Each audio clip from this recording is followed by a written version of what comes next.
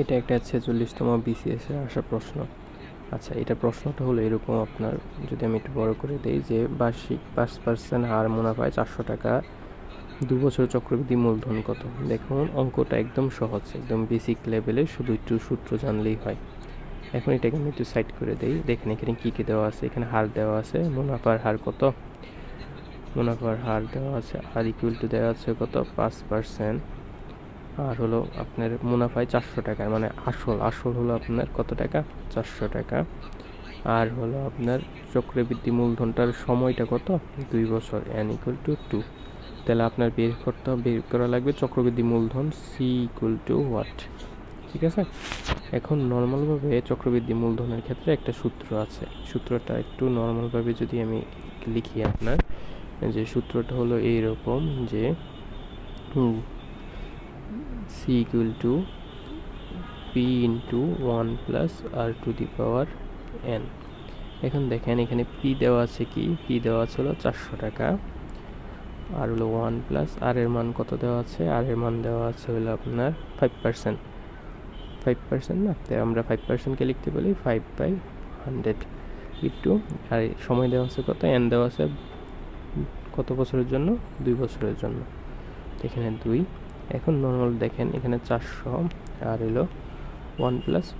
আচ্ছা এখন দেখেন এটা নর্মালভাবে আমরা কি এটাকে কাটা দিয়ে দিব, কাটা দিয়ে দিতে পারি 100, আর এনে তাহলে এনে হবে কত, এখানে হবে শুধু যেহেতু প্লাস আছে তাহলে হবে 100, আর এখানে 100 100 আর হলো 5 যোগ করলে হবে 105, আর উপরে পাওয়ার আছে 2।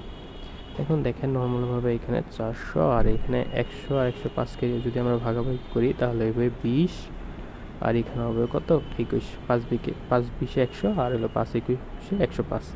তাহলে নর্মালভাবে আমি এখানে তারা একটু আপনাদের জন্য কেটে দেই,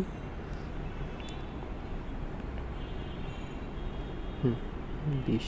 আচ্ছা এখন এটাকে যখন আমরা বর্গ করব, বর্গ করার ক্ষেত্রে কি হয় যে 20 21 ইন্টু 20 21, তাই না, যেহেতু স্কোয়ার আছে দুইবার আমরা করব।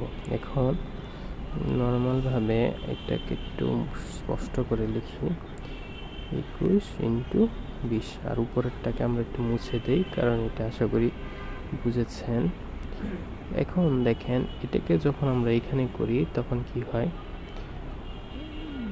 যেমন এখানে হবে 20 ইন্টু 20 ইকুয়াল টু কত হয় 400, আর হলো আপনার 21। আচ্ছা দাঁড়ান, এখানে একটা কাহিনী হয়ে গেছে,